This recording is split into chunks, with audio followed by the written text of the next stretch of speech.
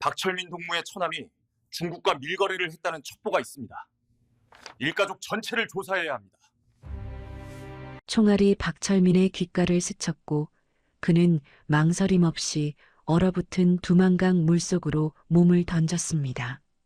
영하의 물이 온몸을 휘감았고 뒤에서 보이부 요원들의 고함 소리가 터져 나왔지만 이미 그의 몸은 검은 물살 속으로 사라지고 있었습니다. 평양 만수대지구 특별차고에서 20년 넘게 최고 지도자의 전속 운전기사로 충성해온 50살 박철민이 왜 이 겨울밤 국경의 강물에 몸을 던져야 했을까요? 어떻게 그는 보이부의 삼엄한 감시망을 뚫고 이곳까지 올 수 있었을까요? 그리고 무엇이 그로 하여금 평생을 바친 충성과 가족을 버리고 이 위험한 선택을 하게 만들었을까요? 그 이야기를 지금부터 들려드리겠습니다. 시작 전에 여유가 되시는 분들은 구독과 좋아요 한 번씩 눌러주시면 정말 감사하겠습니다. 그리고 지금 이 사연을 듣고 계시는 지역을 댓글로 남겨주시면 그곳으로 따뜻한 인사를 전하겠습니다. 박철민은 검은색 차량의 휠을 부드러운 천으로 문지르고 있었습니다. 새벽 5시 평양 만수대지구의 특별차고는 고요했고 형광등 불빛만이 차체에 반사되어 희미하게 빛나고 있었습니다. 50평생 그는 이 시간이면 어김없이 이곳에 와서 차량 점검을 시작했고 타이어 공기압을 확인하고 엔진오일 상태를 살피고 브레이크 패드에 이상이 없는지 꼼꼼히 들여다보았습니다. 한치의 오차도 허용되지 않는 일이었습니다. 최고 지도자를 모시는 차량에 문제가 생긴다면 그것은 곧 자신의 목숨이 끝나는 일이나 다름없었으니까요. 동무, 오늘도 일찍 나왔구만. 차고 관리인 김동무가 커피를 들고 들어왔습니다. 박철민은 고개를 들어 가볍게 웃었습니다. 습관이 되어버렸습니다. 이 시간에 안 나오면 몸이 이상한 것 같아요. 그래도 집에서 좀 더 쉬지. 자네 나이가 어린 것도 아니고. 박철민은 대꾸 대신 다시 휠을 닦았습니다. 그의 가족들은 평양에서도 손꼽히는 아파트에 살았고 배급은 늘 넉넉했고 아이는 좋은 학교에 다녔습니다. 박철민은 자신이 선택받은 사람이라고 믿었고 그 선택에 보답하기 위해 매일 이 시간에 차고로 나왔습니다. 하지만 그날 밤은 달랐습니다. 오후 8시 박철민은 차고 뒤편 정비실에서 서류를 정리하고 있었습니다. 내일 원산 현지지도 준비 서류였고 경로와 시간표를 다시 한번 확인하는 중이었습니다. 그때 차고 안쪽 귀빈 대기실에서 목소리가 새어나왔습니다. 박철민의 손이 서류 위에서 멈췄고 그는 숨을 죽이고 귀를 기울였습니다. 최고 지도자의 목소리였습니다. 그래서 확실합니까? 낮고 무겁게 가라앉은 보이부 책임자의 음성이 이어졌습니다. 예, 동지. 박철민 동무의 처남이 중국 무역상과 밀거래를 했다는 첩보가 확인되었습니다. 금액은 아직 파악 중이지만 외화 유출 정황이 뚜렷합니다. 박철민의 손에서 볼펜이 떨어졌고 플라스틱이 바닥에 부딪히는 소리가 작게 울렸습니다. 그는 황급히 몸을 낮추고 벽에 등을 기댔습니다. 심장이 귀를 때리는 것 같았고 입안이 바짝 말랐습니다. 처남은 무역회사에 다닐 뿐이었습니다. 평범한 회사원이었고 박철민이 아는 한 충성스러운 당원이었습니다. 밀거래라니 그것도 중국과 일가족 전체를 조사해야 합니다. 보이부 책임자의 말이 차갑게 떨어졌습니다. 박철민은 숨을 참았습니다. 일가족. 그 말 속에 자신도 포함되어 있다는 것을 알았습니다. 아내도 어린 딸도. 잠시 침묵이 흘렀습니다. 박철민은 귀빈 대기실 쪽 벽에 귀를 바짝 댔습니다. 최고 지도자가 무슨 말을 할까요? 혹시 자신을 믿어줄까요? 20년 넘게 한 번도 실수 없이 모셔온 충성을 기억해 줄까요? 최고 지도자의 답변이 떨어졌습니다. 확실히 조사하시오. 그리고 필요하면 처리하시오. 처리. 그 단어가 박철민의 머릿속에서 울렸습니다. 처리란 무엇입니까? 숙청입니다. 총살입니다. 정치범 수용소입니다. 가족 전체가 사라지는 것입니다. 박철민의 입술이 파르르 떨렸고 무릎에 힘이 빠졌습니다. 그는 천천히 바닥에 주저앉았습니다. 평생을 바친 충성의 대가가 이것입니까? 20년이 넘는 세월 동안 그는 단 한 번도 의심받은 적이 없었습니다. 새벽같이 일어나 차고로 나왔고 지도자가 부르면 언제든 달려갔고 밤늦게까지 차량을 점검했습니다. 명절에도 가족 행사에도 딸의 생일에도 그는 차고를 먼저 생각했습니다. 그런 그에게 돌아오는 것이 처남의 잘못 때문에 일가족 처리라니. 귀빈 대기실에 불이 꺼졌습니다. 발소리가 멀어졌고 차고 정문이 닫히는 소리가 들렸습니다.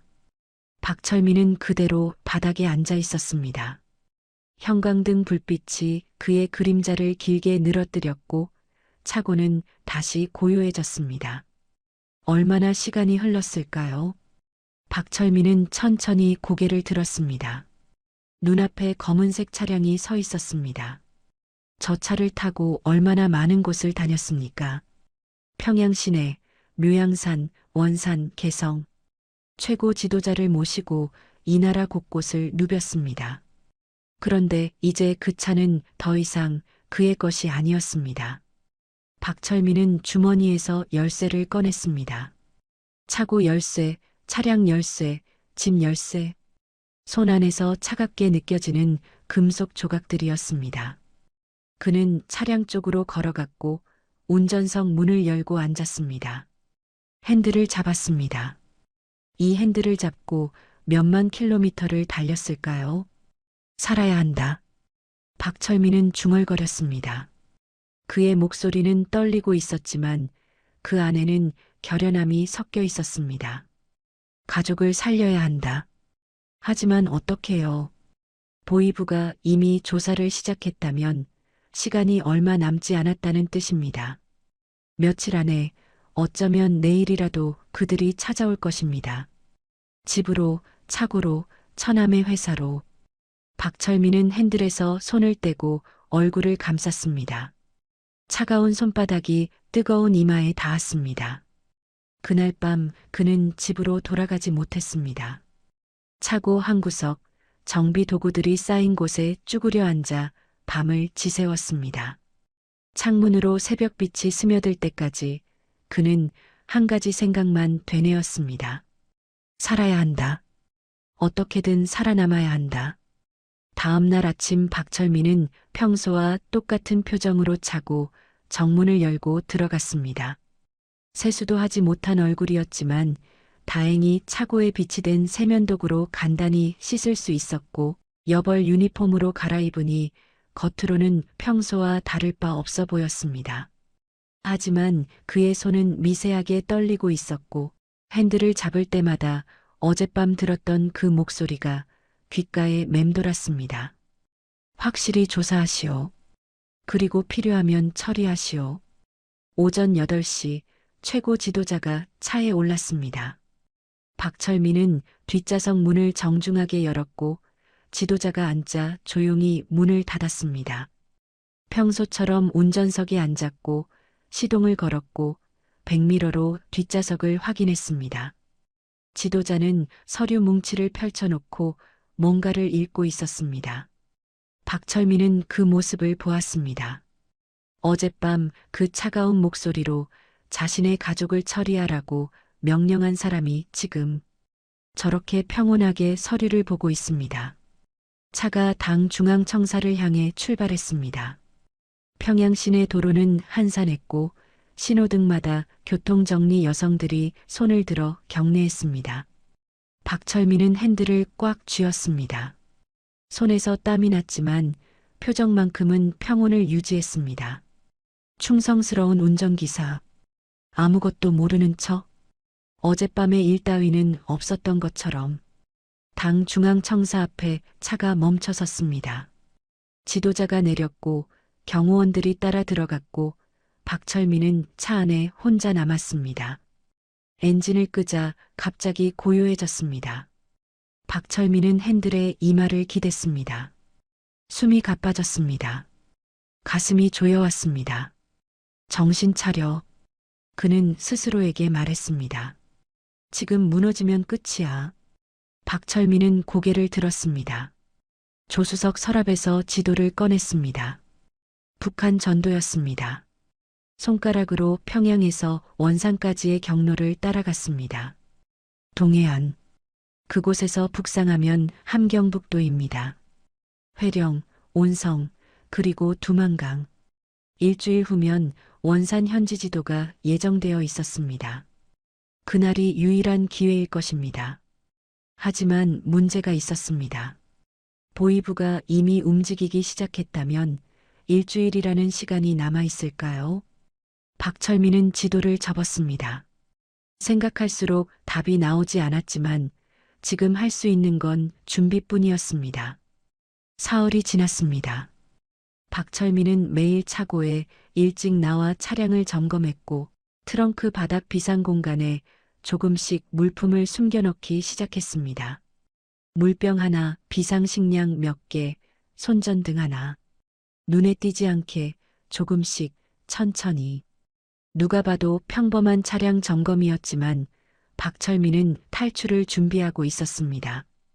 그리고 그날 오후 차고에 검은색 승용차 한 대가 들어섰습니다. 박철민은 차량 엔진룸을 들여다보고 있었는데 뒤에서 발소리가 들렸습니다. 고개를 돌리자 보이부 제복을 입은 남자 2명이 서 있었습니다. 박철민의 심장이 순간 멎는 것 같았지만 얼굴에는 아무런 표정도 짓지 않았습니다. 박철민 동무시지요? 한 명이 물었습니다. 목소리는 정중했지만 눈빛은 차가웠습니다. 예, 맞습니다. 박철민은 손에 묻은 기름때를 천으로 닦으면서 대답했습니다. 잠깐 시간 좀 내주시겠습니까? 몇 가지 여쭤볼 게 있어서요. 박철민은 고개를 끄덕였습니다. 두 사람은 차고 한쪽 사무실로 그를 안내했고 의자를 권했습니다. 박철민이 앉자 한 명이 수첩을 꺼냈습니다. 동무의 처남 되시는 분이 김영수 동무 맞습니까? 예, 맞습니다. 무슨 일 하시는지 아십니까? 평양 무역회사에서 일한다고 알고 있습니다. 자주 만나십니까? 박철민은 잠시 생각하는 척했습니다. 너무 빨리 대답하면 준비된 답처럼 들릴 것이고 너무 늦으면 뭔가 숨기는 것처럼 보일 것입니다. 명절 때 정도요. 처가 식구들이 모일 때 보는 정도입니다. 최근에 처남 동무와 특별한 대화를 나눈 적 있습니까? 중국 관련이라든지 무역 관련이라든지. 박철민은 고개를 저었습니다. 저는 운전기사입니다. 처남의 일에 대해서는 잘 모릅니다. 만나도 가족 이야기, 아이들 이야기 정도만 합니다. 보이부 요원은 박철민을 가만히 바라보았습니다. 몇 초간의 침묵이 흘렀고 그 침묵이 박철민에게는 몇 분처럼 느껴졌습니다. 요원은 수첩에 뭔가를 적었습니다. 알겠습니다. 협조해 주셔서 감사합니다. 혹시 처남 동무와 연락이 오면 꼭 저희에게 알려주시기 바랍니다. 요원은 명함을 내밀었습니다. 박철민은 받아서 주머니에 넣었습니다. 두 사람이 일어섰고 박철민도 따라 일어났습니다. 악수를 나누었고 그들은 차고를 나갔습니다. 박철민은 창문으로 그들이 차를 타고 떠나는 것을 지켜봤습니다. 차가 시야에서 사라지자 박철민은 의자에 주저앉았습니다. 온몸에서 힘이 빠졌습니다. 그들은 이미 감시를 시작했습니다. 정중한 질문이었지만 그것은 경고였습니다. 우리가 너를 지켜보고 있다는 신호였습니다. 저녁 6시 박철민은 집으로 돌아갔습니다. 아파트 현관문을 열자 부엌에서 소리가 들렸습니다. 아내 순이가 싱크대 앞에 서서 울고 있었습니다. 박철민은 황급히 다가갔습니다. 왜 그래요? 무슨 일 있어요? 순이가 고개를 돌렸습니다. 눈이 빨갛게 부어 있었습니다. 오빠, 오늘 보이부 사람들이 왔어요. 박철민의 등에서 식은땀이 흘렀습니다. 뭐라고 했어요? 오빠 동생, 영수 오빠에 대해서 물어봤어요. 무슨 일 하는지, 최근에 이상한 행동 없었는지, 중국 사람들 만나는 거 본 적 있는지. 순이는 목이 메었습니다. 나는 아무것도 몰라요. 영수 오빠가 무슨 잘못을 했는지도 모르겠고, 왜 우리한테 이러는지도 모르겠어요. 박철민은 아내를 끌어안았습니다. 순이의 몸이 떨리고 있었습니다. 괜찮아요. 우리는 아무 잘못 없어요. 하지만 오빠, 보이부가 움직이면 잘못이 중요한 게 아니잖아요. 의심만 받아도. 순이의 말이 끊겼습니다. 그녀도 알고 있었습니다. 이 나라에서 보이부의 조사를 받는다는 것이 무엇을 의미하는지. 박철민은 아내의 등을 쓰다듬었습니다. 말을 할 수 없었습니다. 괜찮을 거라고 거짓말할 수도 없었습니다. 지은이는요? 박철민이 물었습니다. 방에서 자고 있어요. 다행히 애는 모를 거예요. 박철민은 안방으로 갔습니다. 8살 딸 지은이가 이불을 덮고 자고 있었습니다. 박철민은 딸의 이마에 손을 얹었습니다. 따뜻했습니다. 순이가 뒤에서 속삭였습니다. 오빠, 우리 어떡해요? 박철민은 대답하지 못했습니다. 딸의 얼굴을 보고 있자니 가슴이 미어졌습니다. 이 아이를 지켜야 하는데 어떻게 지켜야 할까요? 원산 현지 지도까지 나흘 남았습니다. 그때까지 보이부가 기다려줄까요? 그날 밤 박철민은 잠들 수 없었습니다. 옆에서 순이가 잠든 숨소리가 들렸지만 그는 천장만 바라보았습니다. 탈출 계획을 머릿속으로 되짚었습니다. 원산에서 지도자가 현지 지도를 하는 동안 경호원들이 안내소에 들어간 틈을 타서 차를 몰고 떠난다. 동해안을 따라 북상한다. 함경북도 회령을 거쳐 두만강까지 간다. 그리고 가족은요? 박철민은 눈을 감았습니다. 답이 나오지 않았습니다. 새벽 4시 박철민은 일어났습니다. 잠을 자지 못한 채 뒤척이다가 결국 침대에서 빠져나왔고 부엌으로 가서 찬물을 한 컵 마셨습니다. 창밖으로 평양의 어둠이 보였고 멀리 주체 사상탑의 붉은 불빛만이 희미하게 깜빡이고 있었습니다.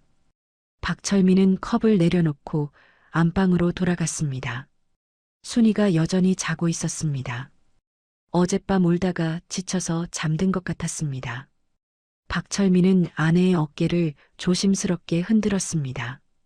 여보. 순이가 눈을 떴습니다.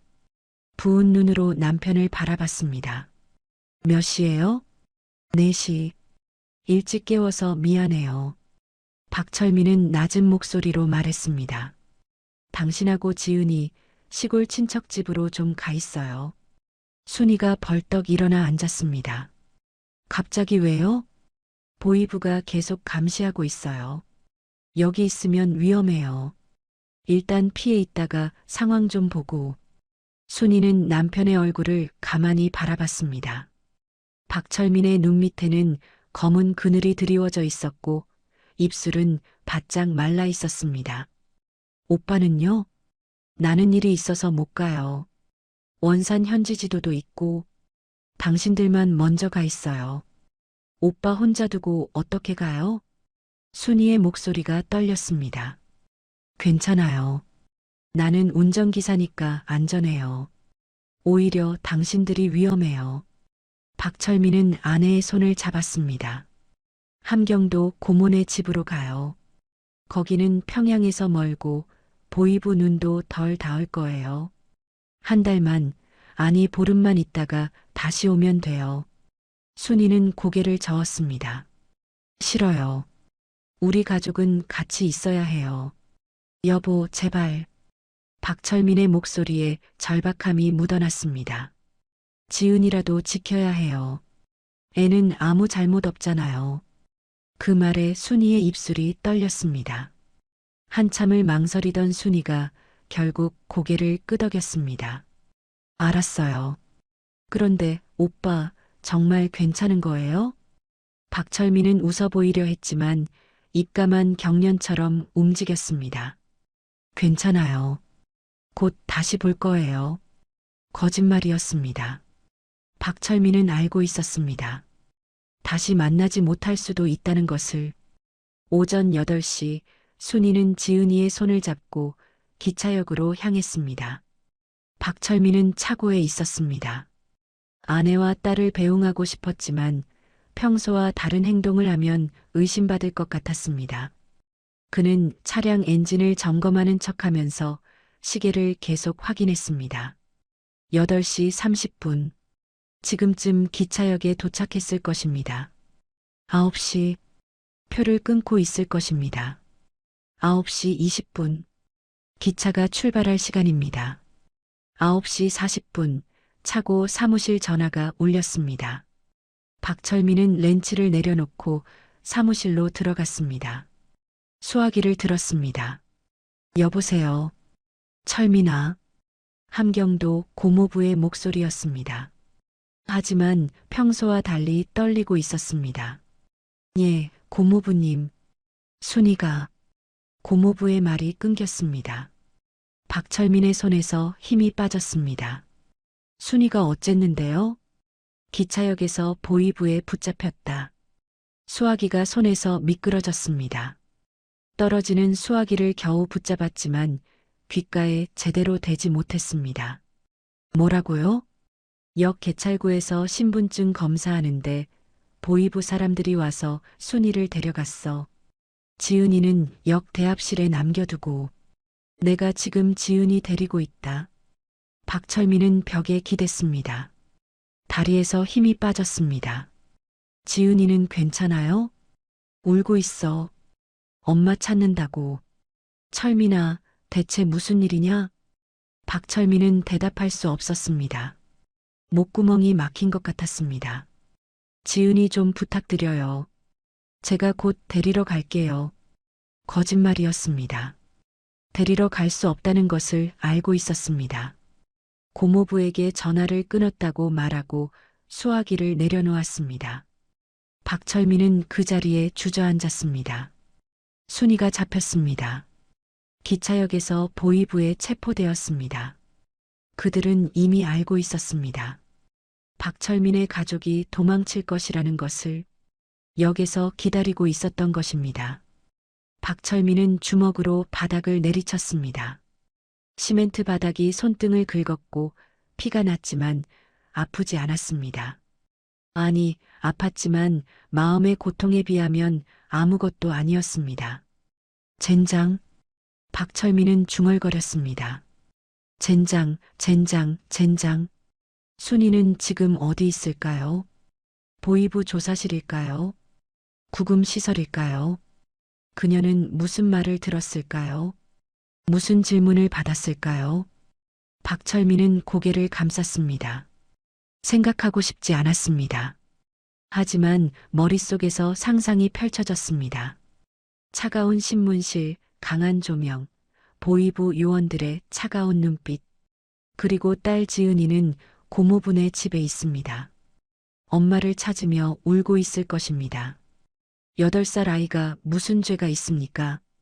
박철민은 일어섰습니다. 차고 밖으로 뛰쳐나갔습니다. 기차역으로 가야 할 것 같았습니다. 순이를 찾아야 할 것 같았습니다. 하지만 차고 정문에서 멈춰섰습니다. 가면 어떻게 됩니까? 보위부에 자수하는 것과 다를 바 없습니다. 그리고 순이를 구할 수 있습니까? 아니, 구할 수 없습니다. 오히려 자신까지 잡혀서 일가족 모두 끝나는 것입니다. 박철민은 그 자리에 서서 하늘을 올려다봤습니다. 회색 구름이 평양 상공을 덮고 있었습니다. 눈이 올 것 같은 하늘이었습니다. 박철민은 천천히 차고로 돌아왔습니다. 발걸음이 무거웠습니다. 몸이 천근만근 같았습니다. 차고 안으로 들어섰습니다. 검은색 차량이 여전히 그 자리에 서 있었습니다. 박철민은 차량 옆으로 걸어가서 보닛에 손을 얹었습니다. 차가운 금속 표면이 손바닥에 닿았습니다. 그는 천천히 주먹을 쥐었습니다. 미안해, 순이야. 그의 목소리가 떨렸습니다. 미안해. 하지만 눈물은 나오지 않았습니다.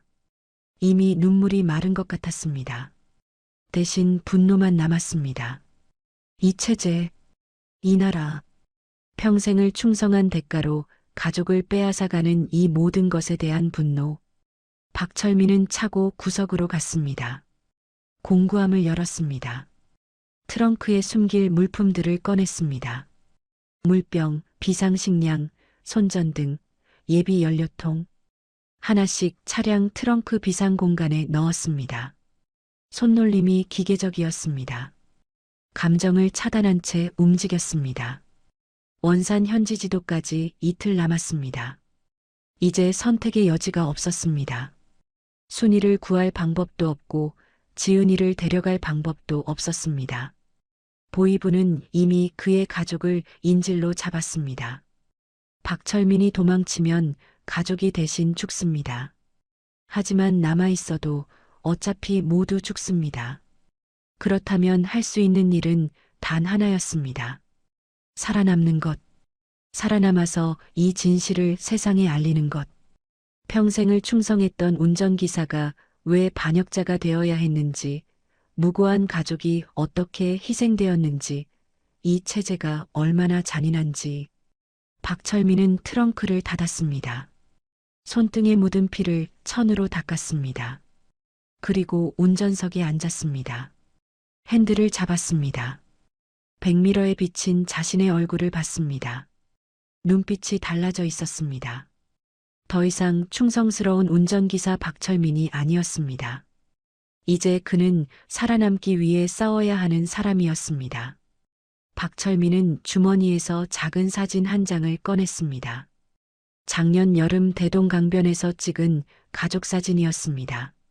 순이가 환하게 웃고 있었고, 지은이가 아이스크림을 들고 있었고, 박철민은 딸의 어깨에 손을 얹고 있었습니다. 행복했던 순간이었습니다. 이제는 돌아갈 수 없는 순간.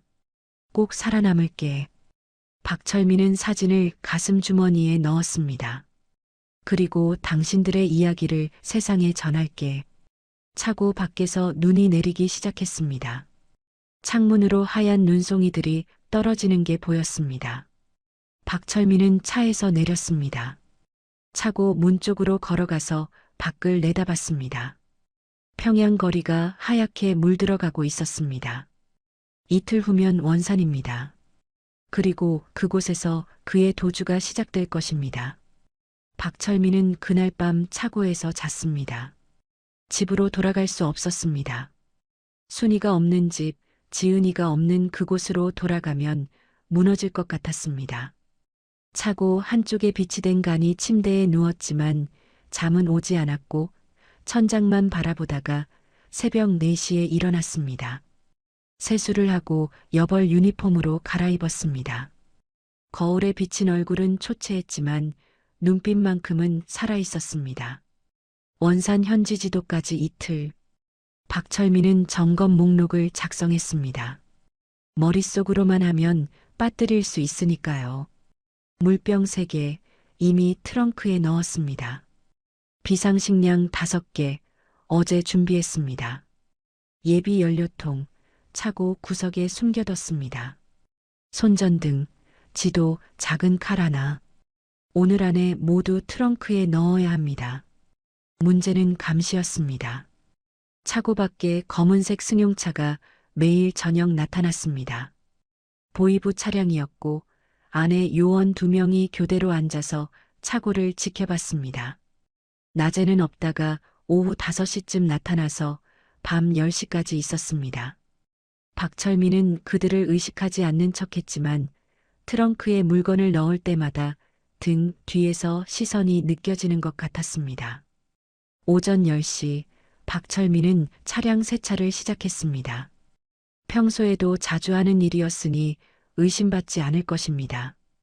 호스로 물을 뿌리고 스펀지로 차체를 닦고 유리창을 깨끗이 닦았습니다.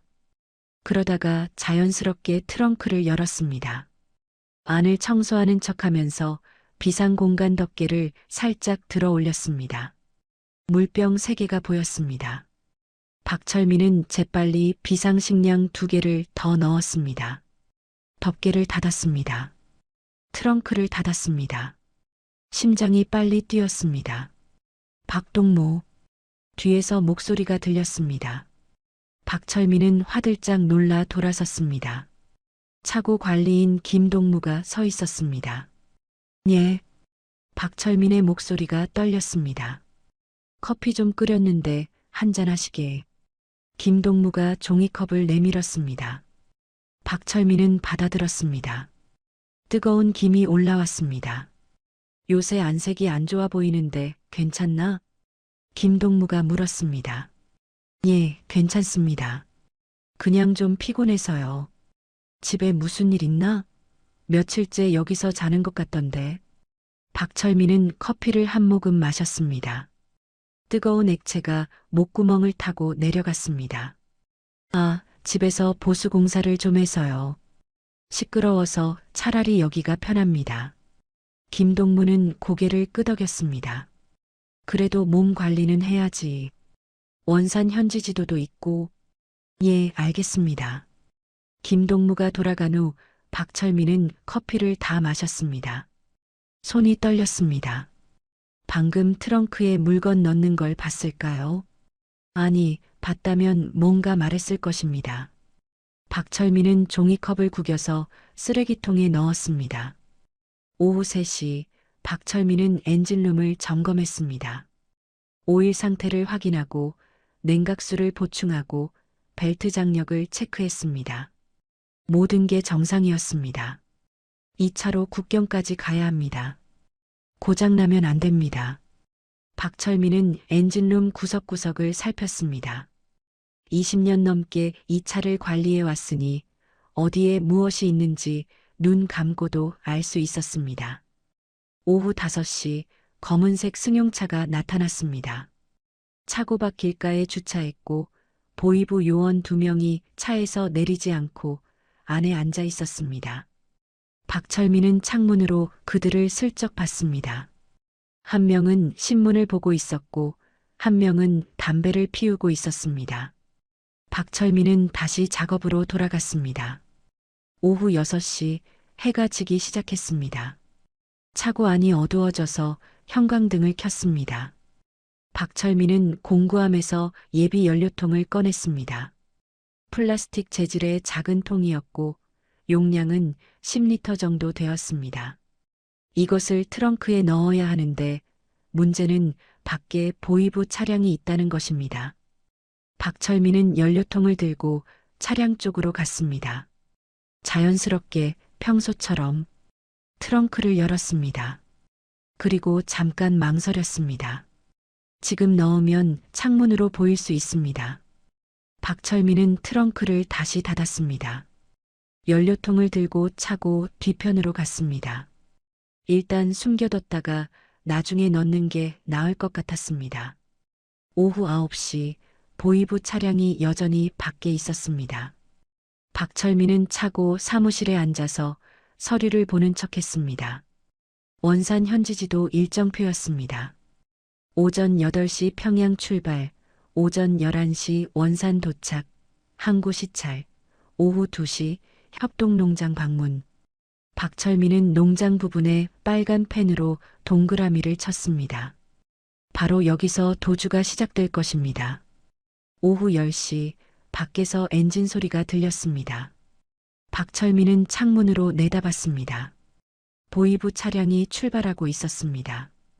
빨간 후미등이 어둠 속으로 사라졌습니다. 박철민은 한숨을 내쉬었습니다. 이제 움직일 수 있습니다. 그는 차고 뒤편으로 가서 연료통을 들었습니다. 차량 쪽으로 조심스럽게 걸어갔습니다. 주위를 둘러봤습니다. 아무도 없었습니다. 트렁크를 열었습니다. 비상공간 덮개를 들어 올렸습니다. 연료통을 넣었습니다. 물병 옆에 딱 들어갔습니다. 덮개를 닫았습니다. 그때 차고 정문에서 소리가 났습니다. 박철민은 숨을 멈췄습니다. 트렁크는 아직 열려 있었습니다. 누군가 들어오고 있었습니다. 박철민은 재빨리 트렁크를 닫았습니다. 딸깍. 잠금 장치가 채워졌습니다. 아직 안 갔나? 김동무의 목소리였습니다. 박철민은 가슴을 쓸어내렸습니다. 예, 내일 점검 준비 좀 하고 있었습니다. 김동무가 다가왔습니다. 트렁크는 왜 열었나? 박철민은 침착하게 대답했습니다. 내일 현지지도 때 필요한 서류를 넣으려고요. 비상의전 물품도 확인하고요. 김동무는 고개를 끄덕였습니다. 그래. 나는 퇴근하는데 자네도 이제 좀 쉬게. 내일 긴 여정이잖나. 예, 곧 들어가겠습니다. 김동무가 나간 후 박철민은 차에 기댔습니다. 식은땀이 등을 타고 흘렀습니다. 방금 트렁크를 열고 있는 걸 봤다면 의심했을 것입니다. 다행히 닫은 후였습니다. 박철민은 공구함으로 가서 남은 물품들을 꺼냈습니다. 손전등, 지도, 작은 칼. 이것들을 재킷 안주머니에 넣었습니다. 트렁크보다는 몸에 지니는 게 나을 것 같았습니다. 만약 차를 버려야 하는 상황이 오면 트렁크 물품을 챙길 시간이 없을 테니까요. 준비가 끝났습니다. 박철민은 운전석에 앉았습니다. 핸들을 잡았습니다. 이 핸들로 내일 국경까지 갈 수 있을까요? 보이부의 추격을 뿌리칠 수 있을까요? 두만강을 건널 수 있을까요? 그는 주머니에서 가족 사진을 꺼냈습니다. 형광등 불빛 아래서 사진을 바라봤습니다. 순이의 웃는 얼굴, 지은이의 밝은 눈빛. 박철민은 사진을 가슴에 품었습니다. 미안해. 같이 못 데려가서. 그의 목소리가 차 안에서 울렸습니다. 하지만 꼭 살아남을게. 그래서 당신들의 이야기를 전할게. 이 나라가 얼마나 잔인한지, 무고한 사람들을 어떻게 짓밟는지. 박철민은 사진을 다시 주머니에 넣었습니다. 차에서 내렸습니다. 형광등을 껐습니다. 차고가 어둠에 잠겼습니다. 그는 간이 침대로 가서 누웠습니다. 내일이면 모든 게 시작됩니다. 내일이면 그는 반역자가 될 것입니다. 하지만 후회는 없었습니다. 박철민은 눈을 감았습니다. 이번에는 잠이 왔습니다. 깊고 무거운 잠이었습니다. 꿈속에서 순이가 나타났습니다. 그녀가 말했습니다.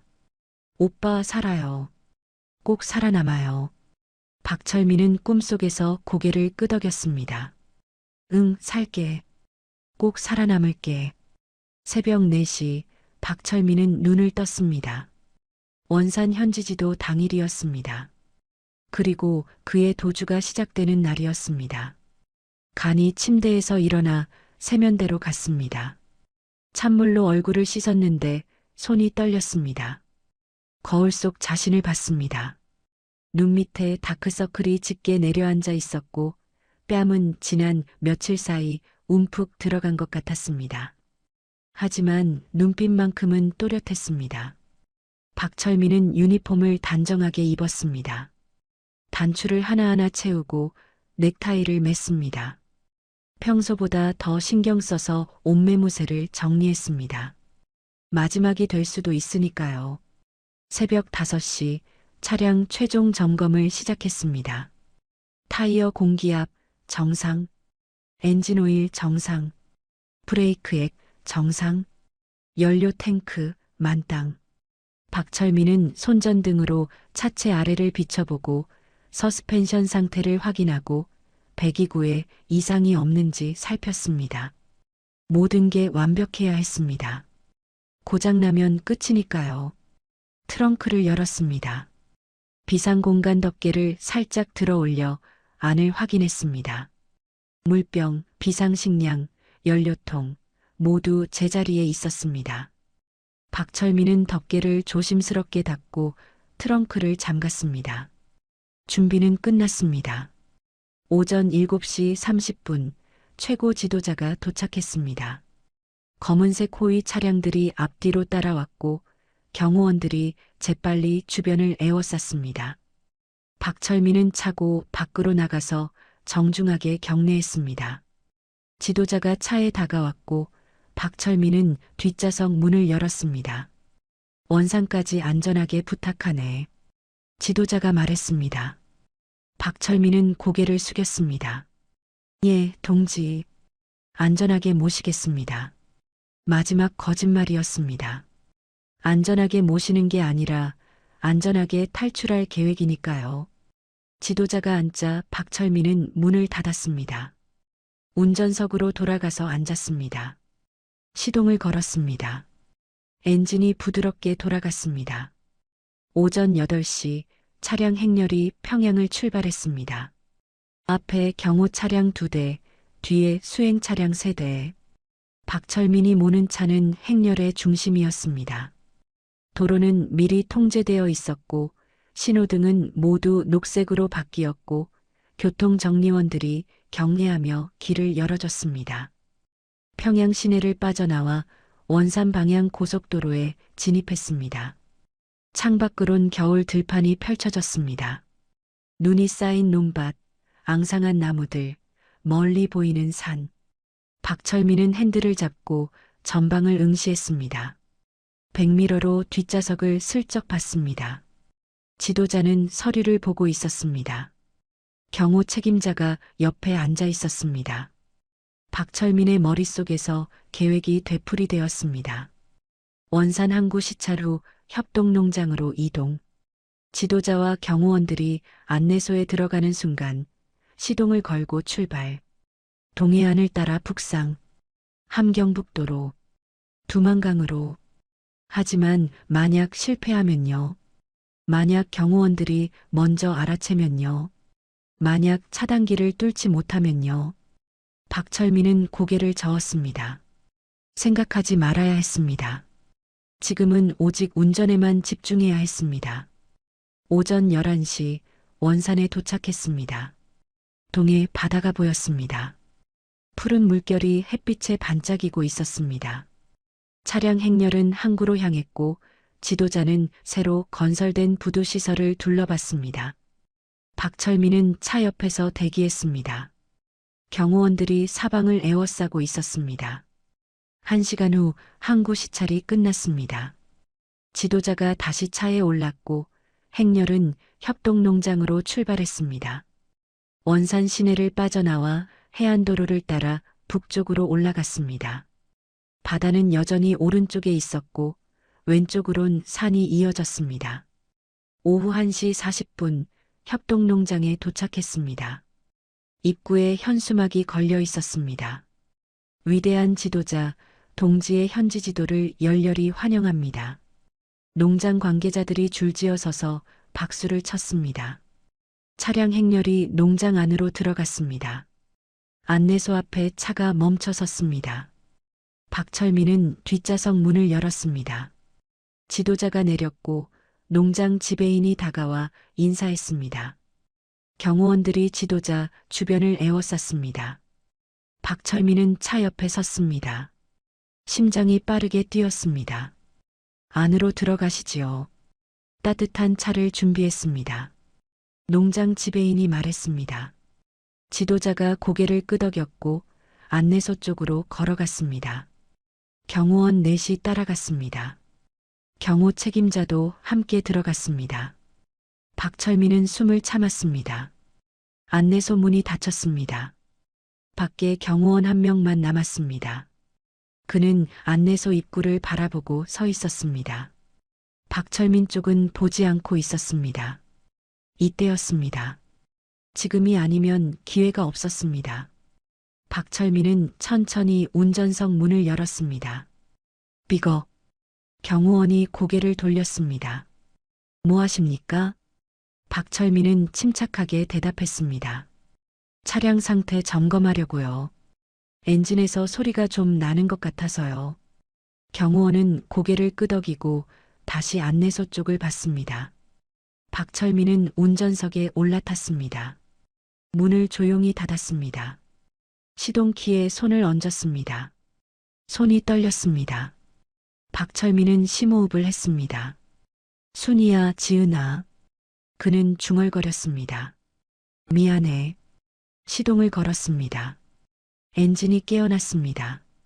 경호원이 다시 고개를 돌렸습니다. 박철민은 기어를 드라이브에 넣었습니다. 엑셀러레이터를 밟았습니다. 차가 앞으로 튀어나갔습니다.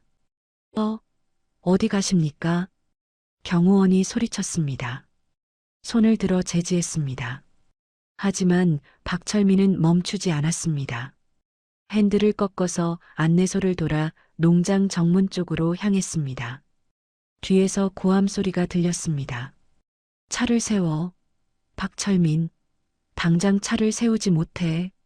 안내소 문이 벌컥 열렸습니다. 경호원들이 뛰쳐나왔습니다. 한 명이 권총을 꺼냈습니다. 하지만 차는 이미 100m를 달렸습니다. 박철민은 속도를 높였습니다. 시속 60, 70, 80. 농장 건물들이 옆으로 빠르게 지나갔습니다. 정문이 보였습니다. 차단기가 내려와 있었습니다. 경비병 2명이 초소에서 뛰쳐나왔습니다. 한 명이 손을 들어 정지 신호를 보냈습니다. 차를 세우시오. 박철민은 엑셀러레이터를 더 밟았습니다. 시속 90, 차단기까지 50m. 경비병이 총을 들었습니다. 정지, 쏘겠소. 30m. 박철민은 핸들을 꽉 쥐었습니다. 20m. 경비병이 옆으로 비켰습니다. 10m. 차단기가 눈앞에 있었습니다. 쾅! 차가 차단기를 들이받았습니다. 플라스틱과 금속이 부서지는 소리가 요란했습니다. 차단기 파편이 공중으로 튀었습니다. 앞유리에 금이 갔습니다. 하지만 차는 멈추지 않았습니다. 정문을 뚫고 도로로 빠져나갔습니다. 뒤에서 총성이 울렸습니다. 탕, 탕, 뒷유리가 깨졌습니다. 유리 조각이 뒷좌석에 쏟아졌습니다. 또 한 발, 차체 어딘가에 총알이 박혔습니다. 하지만 박철민은 뒤돌아보지 않았습니다. 앞만 봤습니다. 도로만 봤습니다. 동해안 도로였습니다. 바다가 오른쪽에 있었습니다. 박철민은 북쪽을 향해 달렸습니다. 함경북도로, 국경으로, 자유로. 뒤에서 사이렌 소리가 들리기 시작했습니다. 경호 차량들이 추격을 시작한 것입니다. 박철민은 백미러를 봤습니다. 멀리 검은 점들이 보였습니다. 하지만 아직 거리가 있었습니다. 박철민은 다시 전방을 봤습니다. 무전기에서 잡음이 터져 나왔습니다. 박철민은 그것을 껐습니다. 더 이상 들을 필요가 없었습니다. 이제 그는 반역자였습니다. 최고 지도자의 전속 운전기사에서 도주자로, 충성스러운 당원에서 국가의 적으로. 하지만 후회는 없었습니다. 박철민은 엑셀러레이터를 끝까지 밟았습니다. 차가 도로를 삼켰습니다. 멀리 산이 보였습니다. 그 너머가 함경북도였습니다. 그리고 그 너머가 국경이었습니다. 살아야 합니다. 어떻게든 살아남아야 합니다. 박철민은 동해안 도로를 따라 북쪽으로 질주했습니다. 바다가 오른쪽에 펼쳐져 있었고 파도가 바위에 부딪히며 하얀 물보라를 일으켰습니다. 차량 계기판의 속도계 바늘이 시속 110km를 가리켰고 엔진이 높은 회전수로 울부짖었습니다. 깨진 뒷유리 사이로 찬바람이 들어와 목덜미를 때렸지만 박철민은 신경 쓰지 않았습니다. 함경북도까지는 약 200km. 백미러를 봤습니다. 멀리 검은 점 3개가 보였습니다. 경호 차량들이었습니다. 아직 거리가 있었지만 빠르게 좁혀지고 있었습니다. 박철민은 다시 전방을 응시했습니다.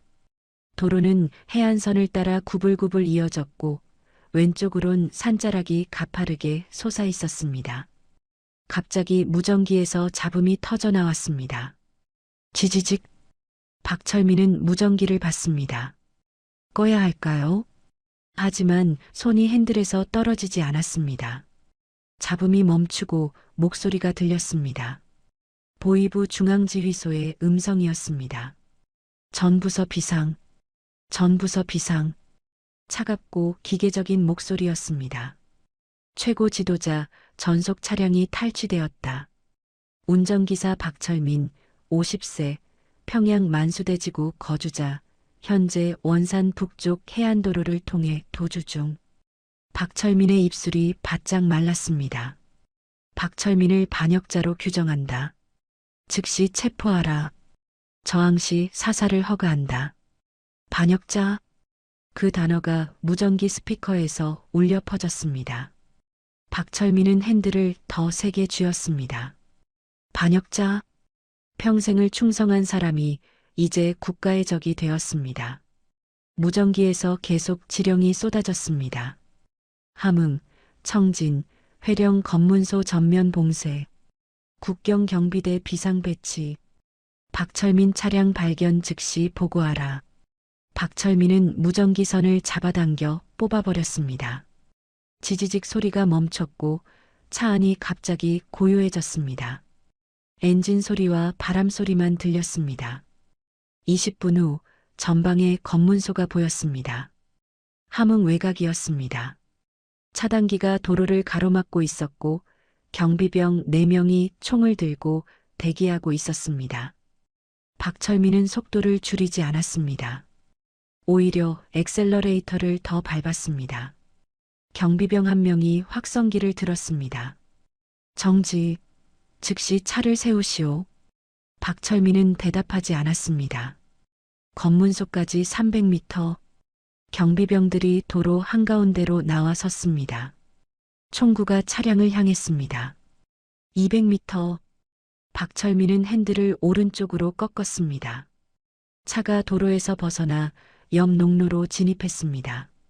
비포장도로였고 차가 심하게 덜컹거렸습니다. 총성이 울렸습니다. 탕, 탕탕.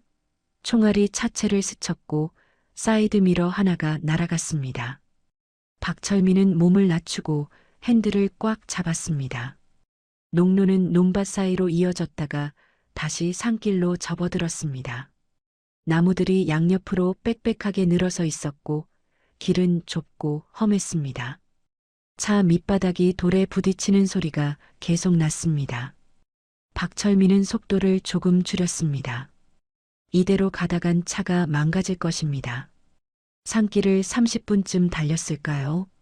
앞에 갈림길이 나타났습니다.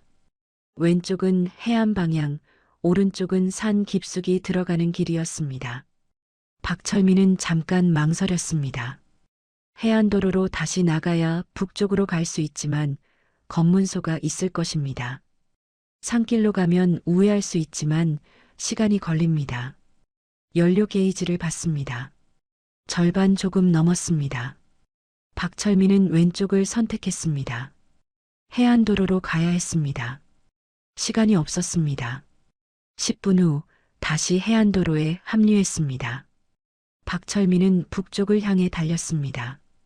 함흥을 지나 청진 방향이었습니다. 바다는 여전히 오른쪽에 있었고 해는 서쪽으로 기울기 시작했습니다. 오후 4시쯤 되었을 것입니다. 무전기는 뽑아버렸지만 추격은 계속되고 있었습니다. 100m의 검은 점들이 다시 나타났습니다. 이번에는 더 많았습니다. 5, 6대 지역 보안소 차량들까지 합류한 것 같았습니다. 박철민은 이를 악물었습니다. 앞에서 갑자기 트럭 한 대가 나타났습니다. 느리게 가고 있었습니다. 박철민은 경적을 울렸습니다. 빵! 트럭이 비켜주지 않았습니다. 좁은 도로에서 추월할 공간이 없었습니다. 박철민은 다시 경적을 울렸습니다. 빵빵! 트럭 운전사가 백미러로 뒤를 보더니 놀란 표정을 지었습니다. 최고 지도자의 차량 번호판을 본 것입니다. 트럭이 급히 길 한쪽으로 비켜섰습니다. 박철민은 그 옆을 스쳐 지나갔습니다. 백미러로 트럭을 봤습니다. 트럭 운전사가 차에서 내려 경례하고 있었습니다. 하지만 곧 뒤따라오는 추격 차량들을 보게 될 것입니다. 해가 점점 낮아졌습니다. 그림자가 길어졌고 하늘이 주황빛으로 물들었습니다. 박철민은 헤드라이트를 켰습니다. 불빛이 도로를 비쳤습니다. 연료 게이지를 다시 봤습니다. 4분의 1 조금 넘었습니다. 청진까지 가려면 모자랄 것 같았습니다. 그때 앞에 작은 마을이 보였습니다. 어촌 마을이었습니다. 박철민은 속도를 줄였습니다. 마을을 지나가는데 길가에 주유소 같은 게 보였습니다. 아니, 주유소라기보다는 연료 보급소에 가까웠습니다. 낡은 펌프 하나와 작은 창고가 전부였습니다.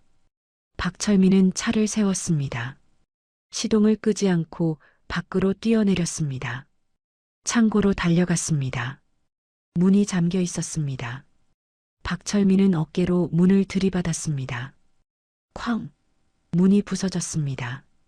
안으로 들어가니 연료통 몇 개가 쌓여 있었습니다. 하나를 집어들었습니다. 무거웠습니다. 가득 차 있는 것 같았습니다. 차로 달려가서 주유구를 열었습니다. 연료를 부었습니다. 휘발유 냄새가 코를 찔렀습니다. 손이 떨려서 연료가 옆으로 흘렀습니다. 박철민은 신경 쓰지 않고 계속 부었습니다. 연료통이 비었습니다.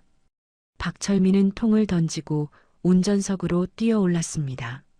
시동을 걸었습니다. 차가 다시 움직였습니다. 마을을 빠져나올 때 뒤를 봤습니다. 멀리 헤드라이트 불빛들이 보였습니다. 추격대가 점점 가까워지고 있었습니다. 밤이 되었습니다. 도로 위엔 박철민의 차와 추격 차량들만 달리고 있었습니다. 별이 하늘에 떠올랐습니다. 박철민은 계속 북쪽으로 향했습니다. 청진을 지나 회령으로, 회령을 지나 온성으로, 그리고 두만강으로. 하지만 연료가 문제였습니다. 게이지 바늘이 다시 내려가고 있었습니다. 아까 연료를 넣었는데도 말입니다. 어디선가 새고 있는 것 같았습니다. 아까 총에 맞았을 때 연료 탱크가 손상되었을 가능성이 있었습니다. 박철민은 입술을 깨물었습니다. 두만강까지 갈 수 있을까요? 연료가 바닥나면 어떻게 해야 할까요? 걸어서 가야 할까요? 추격대를 어떻게 따돌릴까요? 질문들이 머릿속을 맴돌았지만 답은 없었습니다. 박철민은 그저 핸들을 잡고 전진할 뿐이었습니다. 앞으로, 계속 앞으로, 두만강을 향해, 자유를 향해. 뒤에서 사이렌 소리가 점점 가까워졌습니다. 헤드라이트 불빛이 백미러에 가득 찼습니다. 박철민은 엑셀러레이터를 끝까지 밟았습니다. 엔진이 비명을 질렀습니다. 차는 어둠 속을 가르며 달렸습니다. 함경북도 국경까지 100km, 연료는 빨간 선 가까이, 추격대는 500m 뒤, 시간과의 싸움이었습니다. 밤 10시 박철민의 차는 국경 지역 산길을 타고 올라가고 있었습니다. 도로는 더 이상 포장되어 있지 않았고 자갈과 흙이 뒤섞인 비탈길이었습니다. 차가 심하게 흔들렸고 핸들이 손 안에서 떨렸습니다. 헤드라이트 불빛이 앞의 어둠을 겨우 밝힐 뿐이었습니다. 연료 경고등이 깜빡이기 시작했습니다. 주황색 불빛이 계기판에서 전멸했습니다. 박철민은 그것을 무시했습니다. 멈출 수 없었습니다. 뒤에서 추격대의 헤드라이트가 산길을 비추고 있었습니다. 거리는 300m로 좁혀졌습니다. 갑자기 엔진에서 이상한 소리가 났습니다. 딸그럭. 출력이 떨어졌습니다. 박철민은 엑셀러레이터를 밟았지만 차는 예전만큼 빠르게 나가지 않았습니다. 연료가 바닥나고 있었습니다. 제발.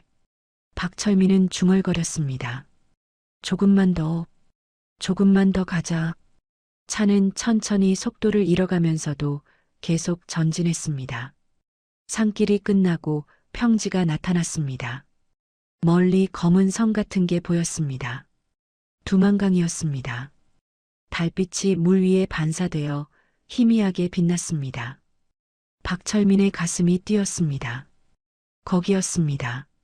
저 강만 건너면 중국이었습니다. 자유였습니다. 그는 핸들을 강 쪽으로 틀었습니다. 차가 언덕을 내려가기 시작했습니다. 엔진이 꺼졌습니다. 갑자기 모든 소리가 사라졌습니다. 엔진음, 진동 모두 멈췄습니다. 차는 관성으로 굴러갔지만 점점 느려졌습니다. 박철민은 시동을 다시 걸려고 했습니다. 키를 돌렸습니다. 끽. 시동이 걸리지 않았습니다. 다시 돌렸습니다. 끽. 여전히 안 되었습니다. 연료가 완전히 바닥난 것입니다. 차가 멈춰 섰습니다. 강둑에서 100m쯤 떨어진 곳이었습니다. 박철민은 차에서 뛰어내렸습니다. 뒤를 돌아봤습니다. 산길에서 헤드라이트 불빛들이 내려오고 있었습니다. 추격되었습니다. 1분이면 여기 도착할 것입니다. 박철민은 트렁크로 달려갔습니다. 열쇠로 잠금을 풀고 뚜껑을 올렸습니다. 비상공간 덮개를 들어 올렸습니다. 물병 하나를 집어들었습니다. 손전등도 챙겼습니다. 비상식량은 버렸습니다. 무거웠습니다. 지금은 가볍게 움직여야 했습니다. 트렁크를 닫고 강둑을 향해 뛰었습니다.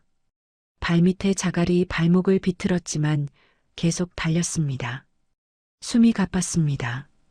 폐가 타는 것 같았습니다. 하지만 멈출 수 없었습니다. 뒤에서 차 소리가 멈췄습니다. 문 여닫는 소리가 들렸습니다. 발소리가 들렸습니다. 여러 명이었습니다. 저기다. 저기 뛰어간다. 누군가 소리쳤습니다. 박철민은 뒤돌아보지 않고 계속 달렸습니다. 강둑까지 50m. 달빛 아래서 두만강의 검은 물이 보였습니다. 강폭은 100m쯤 되어 보였고 건너편에 중국 땅의 윤곽이 희미하게 보였습니다. 박철민, 서라. 보이부 요원의 목소리였습니다. 박철민은 멈추지 않았습니다. 40m. 손전등 불빛이 그의 등을 비쳤습니다. 그림자가 길게 늘어났습니다. 서지 않으면 쏜다. 30m. 박철민은 물병을 떨어뜨렸습니다. 더 빨리 뛰기 위해서였습니다. 20m. 숨소리가 귓가에서 요란했습니다. 총성이 울렸습니다. 땅에서 흙이 튀었습니다. 박철민 옆 3m쯤 떨어진 곳이었습니다. 박철민은 몸을 낮추고 지그재그로 뛰었습니다. 10m. 강둑이 눈앞에 있었습니다. 사격허가 쏴라. 또 다른 목소리가 외쳤습니다. 탕탕탕. 연속으로 총성이 울렸습니다. 총알 하나가 박철민의 귓가를 스쳤습니다. 쇠익. 뜨거운 바람이 느껴졌습니다. 박철민은 이를 악물고 마지막 힘을 짜냈습니다. 강둑에 도착했습니다. 박철민은 발을 멈추고 아래를 내려다봤습니다. 급경사였습니다. 높이는 4m쯤 되었습니다. 아래로 검은 물이 소용돌이 치고 있었습니다. 얼음 조각들이 물 위에 떠 있었습니다. 영하의 물이었습니다. 들어가면 몇 분 못 버틸 것입니다. 하지만 선택의 여지가 없었습니다. 뒤에서 발소리가 다가왔습니다. 가까웠습니다. 30m, 20m. 손전등 불빛이 박철민을 비췄습니다. 손들어. 박철민. 마지막 경고다. 박철민은 뒤돌아봤습니다. 보이부 요원 5명이 총을 겨누고 있었습니다. 그들의 얼굴은 어둠 속에 가려져 있었고 손전등 불빛만 밝게 빛났습니다. 박철민은 천천히 두 손을 들었습니다. 요원 한 명이 앞으로 나왔습니다. 현명한 선택이다. 이제 천천히 이리로 걸어와라. 손은 계속 들고 박철민은 움직이지 않았습니다. 요원이 다시 말했습니다. 박철민, 들었나? 이리로 와. 저항하면 더 나빠진다. 박철민은 입을 열었습니다. 제 가족은 어디 있습니까? 요원이 잠시 멈칫했습니다. 그건 내가 알 바 아니다. 이리 와. 제 아내와 딸은 무슨 죄가 있습니까? 처남이 잘못했다면 처남만 조사하면 되는 거 아닙니까? 박철민의 목소리가 떨렸습니다. 20년 넘게 충성했습니다. 한 번도 실수한 적 없습니다. 그런데 처남 때문에 제 가족이 처리된다고요? 이게 정의입니까? 요원이 총을 더 높이 들었습니다. 닥쳐. 이제 와서 무슨 소리냐? 넌 이미 반역자다. 최고 지도자의 차량을 탈취했고 도주했고 국가 재산을 파손했다. 내 가족이고 뭐고 이제 다 끝났어. 순순히 따라오면 죽이진 않을 테니. 박철민은 고개를 저었습니다. 거짓말 마십시오. 저도 이 나라에서 50년 살았습니다. 보위부에 끌려가면 어떻게 되는지 압니다. 요원이 한 걸음 다가왔습니다. 마지막이다. 손들고 이리 와. 안 그러면 여기서 쏜다. 박철민은 뒤로 한 걸음 물러섰습니다. 발 뒤꿈치가 강도 끝에 닿았습니다. 요원이 소리쳤습니다. 거기서 뭐 하는 거야? 위험하다. 당장 멈춰. 박철민은 다시 물을 내려다봤습니다. 검은 물이 흐르고 있었습니다. 저 물속으로 들어가면 살 수 있을까요? 아니, 아마 죽을 것입니다. 추위에 물살에. 하지만 여기 남으면 확실히 죽습니다. 보위부에, 고문에, 처형에. 그렇다면 선택은 명확했습니다. 박철민은 숨을 크게 들이마셨습니다. 차가운 공기가 폐를 채웠습니다. 주머니에서 가족 사진을 꺼냈습니다. 마지막으로 한번 봤습니다. 순이, 지은이. 미안해요. 사랑해요. 사진을 입에 물었습니다. 그리고 뒤돌아섰습니다. 쏴라. 요원이 외쳤습니다. 박철민은 뛰었습니다. 강도 끝에서 몸을 날렸습니다. 공중으로 떠올랐습니다. 탕탕탕탕. 총성이 연속으로 울렸습니다. 총알들이 공기를 갈랐습니다. 하나가 박철민의 왼쪽 어깨를 스쳤습니다. 뜨거운 고통이 퍼졌습니다. 하지만 그는 이미 떨어지고 있었습니다. 첨벙. 박철민의 몸이 두만강 물속으로 사라졌습니다. 물소리가 어둠 속에 울렸습니다. 보위부 요원들이 강도 끝까지 달려와 손전등을 비췄습니다. 물 위엔 아무것도 보이지 않았습니다. 물결만 일렁였고 얼음 조각들이 천천히 떠내려갔습니다. 못 봤어? 한 요원이 물었습니다. 안 보여. 물속으로 들어갔어. 저 물에 들어갔으면 죽었다. 영하 20도인데. 요원들은 잠시 물을 바라보다가 무전기를 꺼냈습니다. 중앙, 이쪽 국경 3지점. 박철민 두만강의 투신. 생존 가능성 없음. 물이 박철민을 삼켰습니다. 영하의 차가움이 온몸을 칼처럼 찔렀고 순간 숨이 막혔습니다. 폐 안의 공기가 입 밖으로 빠져나가려 했지만 박철민은 이를 악물고 참았습니다. 입에 문 가족 사진이 느껴졌습니다. 놓치면 안 됩니다. 이것만은 지켜야 합니다. 어둠뿐이었습니다. 물속은 완전한 암흑이었고 위아래도 구분되지 않았습니다. 물살이 그를 휩쓸어 갔습니다. 박철민은 팔을 저었습니다. 어디로 가야 할까요? 어느 쪽이 중국일까요? 물속에서 방향 감각을 잃었습니다. 추위가 뼈를 파고들었습니다. 손가락 감각이 사라졌습니다. 발도 느껴지지 않았습니다. 몸이 얼어붙는 것 같았습니다. 박철민은 계속 팔을 저었습니다. 멈추면 가라앉을 것 같았습니다. 멈추면 죽을 것입니다. 폐가 터질 것 같았습니다. 숨을 쉬어야 했습니다. 하지만 수면이 어디에 있는지 알 수 없었습니다. 박철민은 위쪽으로 헤엄쳤습니다.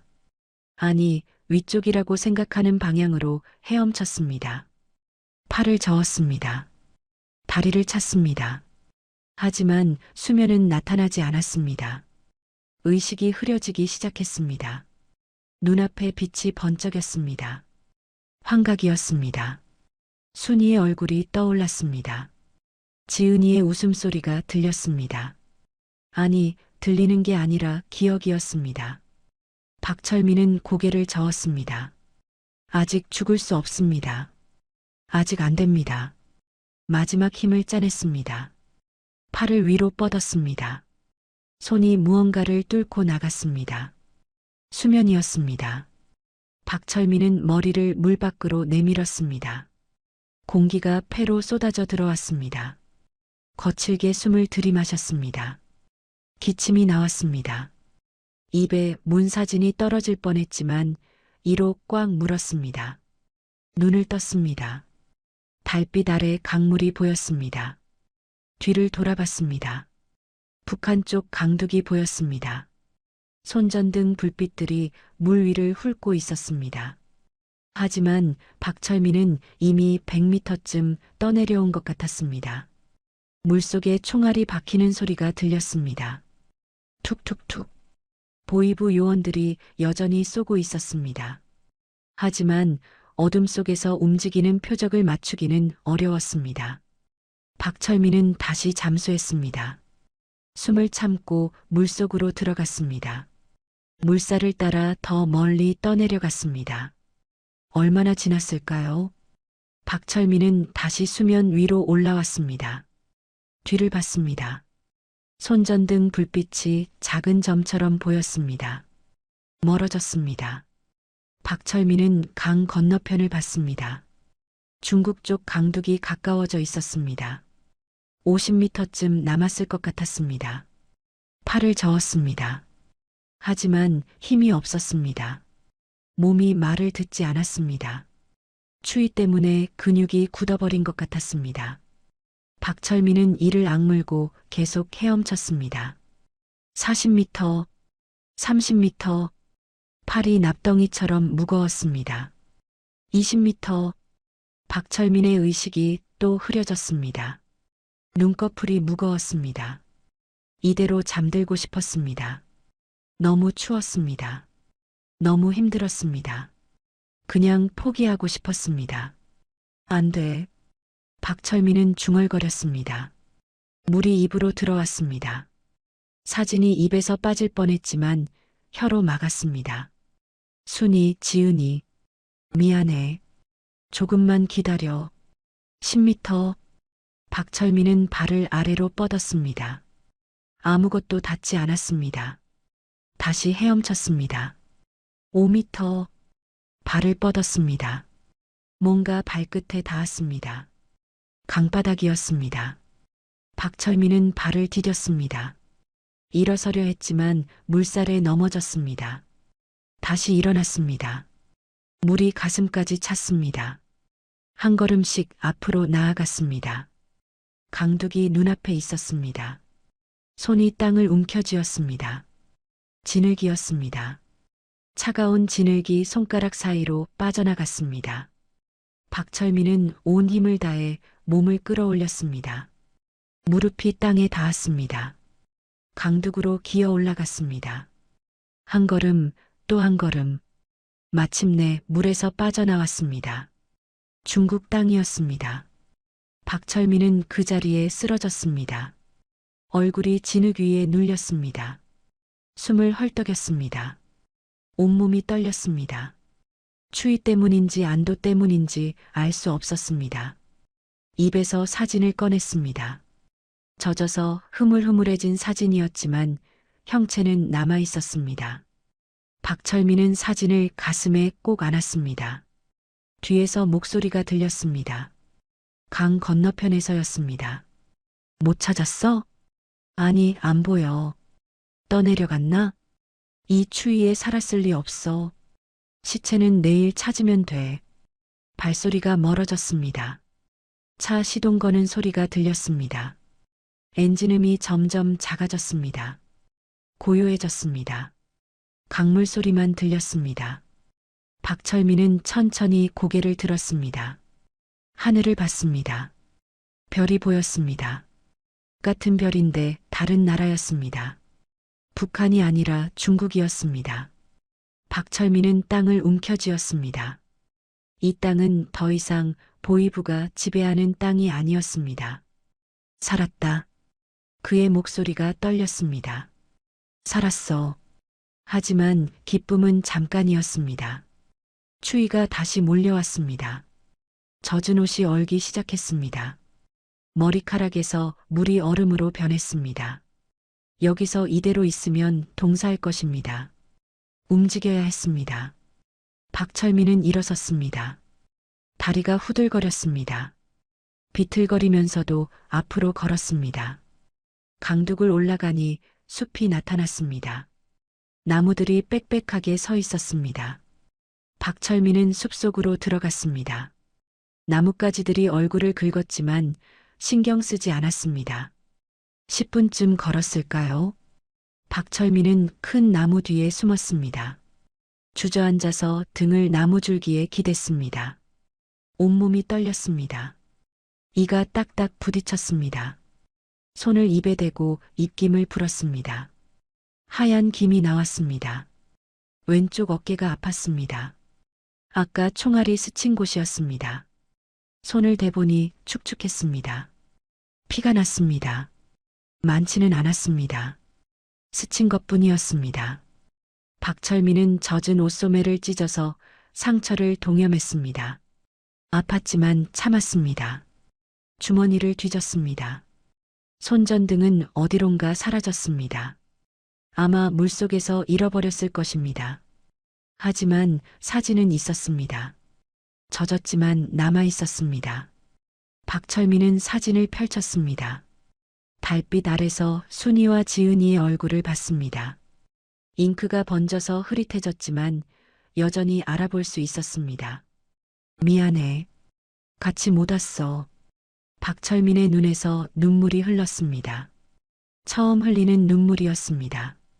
뺨을 타고 내려온 눈물이 턱에서 떨어졌습니다. 하지만 살았어. 나 살았어. 그리고 꼭 당신들 이야기를 전할게. 이 체제가 얼마나 잔인한지, 무고한 사람들을 어떻게 짓밟는지. 박철민은 사진을 다시 주머니에 넣었습니다. 일어섰습니다. 밤은 아직 길었습니다. 중국 공안에 붙잡히면 북송됩니다. 낮에는 숨고 밤에만 움직여야 했습니다. 남쪽으로 가야 했습니다. 베이징으로, 한국 대사관으로. 박철민은 별을 보고 방향을 잡았습니다. 남쪽이었습니다. 한 걸음씩 걷기 시작했습니다. 젖은 옷이 몸에 달라붙어 무거웠지만 계속 걸었습니다. 숲은 어둡고 조용했습니다. 박철민의 발소리만 낙엽을 밟으며 울렸습니다. 자유를 향한 긴 여정이 이제 막 시작되었습니다. 닷새를 걸었습니다. 낮에는 숲속에 숨어서 잤고 밤에만 움직였습니다. 첫날 밤 젖은 옷이 얼어붙어서 벗어야 했는데 나뭇가지로 옷을 두드려 얼음을 털어내고 다시 입었습니다. 체온으로 옷을 말리는 수밖에 없었습니다. 둘째 날은 눈이 내렸습니다. 발자국이 남을까봐 바위와 나무 사이로만 다녔습니다. 셋째 날엔 작은 개울을 발견했습니다. 얼음을 깨고 물을 마셨습니다. 너무 차가워서 이가 시렸지만 목이 말라서 참았습니다. 배가 고팠습니다. 둘째 날까지는 참을 만했지만 셋째 날부터는 힘이 빠졌습니다. 나무 껍질을 벗겨 씹어봤지만 너무 질겨서 삼킬 수 없었습니다. 넷째 날엔 다람쥐 한 마리를 봤습니다. 잡으려 했지만 너무 빨라서 놓쳤습니다. 박철민은 그 자리에 주저앉아서 하늘을 봤습니다. 구름이 빠르게 흘러갔습니다. 이대로 굶어 죽는 건 아닐까 생각했습니다. 하지만 일어났습니다. 계속 걸었습니다. 남쪽으로, 계속 남쪽으로. 별을 보고 방향을 잡았습니다. 북두칠성, 북극성. 학교에서 배운 게 도움이 되었습니다. 발에 물집이 생겼고 터진 물집에서 피가 났지만 멈출 수 없었습니다. 다섯째 날 새벽 박철민은 숲 가장자리에 도착했습니다. 나무들 사이로 불빛이 보였습니다. 마을이었습니다. 박철민은 조심스럽게 다가갔습니다. 멀리서 마을을 관찰했습니다. 집들이 10여 채 모여 있었고 굴뚝에서 연기가 올라왔습니다. 간판 하나가 보였습니다. 한글이었습니다. 연변식당. 조선족 마을이었습니다. 박철민의 가슴이 뛰었습니다. 조선족이라면 도와줄까요? 아니면 공안에 신고할까요? 알 수 없었습니다. 하지만 선택의 여지가 없었습니다. 이대로는 굶어 죽을 것입니다. 해가 뜨기 시작했습니다. 마을에 사람들이 나타났습니다. 박철민은 마을 외곽으로 돌아갔습니다. 집들 뒤편에 헛간 같은 건물이 보였습니다. 주위를 살피고 헛간으로 다가갔습니다. 문을 열었습니다. 삐걱. 안은 어두웠고 농기구들이 쌓여 있었습니다. 박철민은 안으로 들어가서 구석에 숨었습니다. 집더미 뒤에 몸을 숨기고 눈을 감았습니다. 얼마나 지났을까요? 박철민은 피곤에 지쳐 잠들었습니다. 꿈속에서 순이가 나타났습니다. 그녀가 손을 내밀었습니다. 오빠 괜찮아요? 박철민은 그녀의 손을 잡으려 했지만 닿지 않았습니다. 순이가 점점 멀어졌습니다. 순이야. 박철민이 소리쳤습니다. 누구요? 다른 목소리가 들렸습니다. 박철민은 벌떡 눈을 떴습니다. 헛간 문이 열려 있었고 할머니 한 분이 서 있었습니다. 이른쯤 되어 보이는 조선족 할머니였습니다. 그녀는 바구니를 들고 있었고 박철민을 내려다보고 있었습니다. 박철민은 일어나려 했지만 몸이 말을 듣지 않았습니다. 닷새 동안 굶고 걸어서 기력이 바닥난 것입니다. 할머니가 다가왔습니다. 당신 누구요? 여기서 뭐 하는 거요? 박철민은 떨리는 목소리로 대답했습니다. 살려주십시오. 할머니가 박철민의 얼굴을 자세히 봤습니다. 수척한 얼굴, 상처난 손, 찢어진 옷. 그녀의 눈이 커졌습니다. 탈북자구만. 박철민은 고개를 숙였습니다. 부인할 수 없었습니다. 제발 공안에 신고하지 말아주십시오. 그냥 하루만, 아니 반나절만 여기 있게 해주십시오. 그리고 떠나겠습니다. 할머니는 잠시 망설였습니다. 박철민을 보고 헛간 밖을 보고 다시 박철민을 봤습니다. 한참을 그렇게 서 있다가 한숨을 쉬었습니다. 일단 집으로 들어오소. 여기 있으면 다른 사람들이 볼 거요. 박철민은 믿을 수 없다는 표정으로 할머니를 봤습니다. 정말요? 빨리 안 와요? 해 뜨면 사람들 나다니는데. 박철민은 비틀거리며 일어났습니다. 할머니가 그의 팔을 붙잡아 지탱해 줬습니다. 둘이 헛간을 나와서 집 뒤편으로 갔습니다.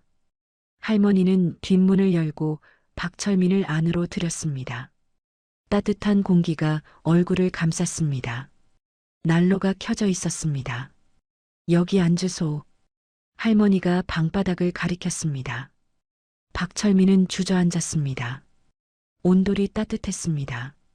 오랜만에 느끼는 온기였습니다. 할머니는 부엌으로 가더니 뜨거운 물 한 컵을 가져왔습니다. 일단 이거 마시소. 박철민은 두 손으로 컵을 받았습니다. 손이 떨렸습니다. 한 모금 마셨습니다.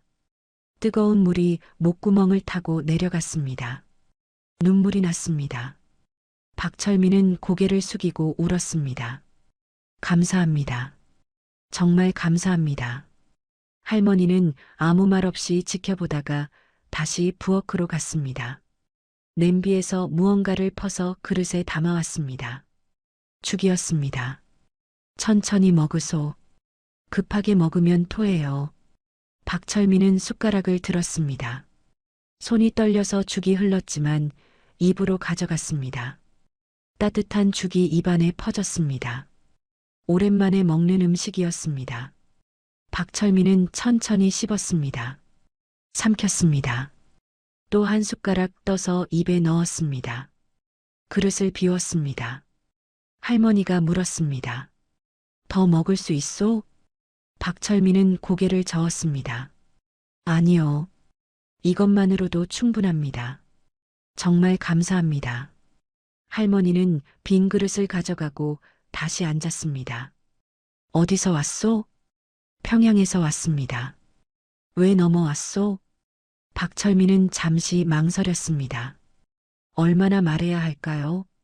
할머니는 기다렸습니다. 박철민은 천천히 말했습니다. 처남이 밀거래 혐의를 받았습니다. 저는 아무 잘못 없었지만 일가족이 조사 대상이 되었습니다. 아내는 기차역에서 체포되었고 딸은 친척 집에 남겨졌습니다. 저는 최고 지도자의 운전기사였는데 도망쳤습니다. 할머니의 눈이 커졌습니다.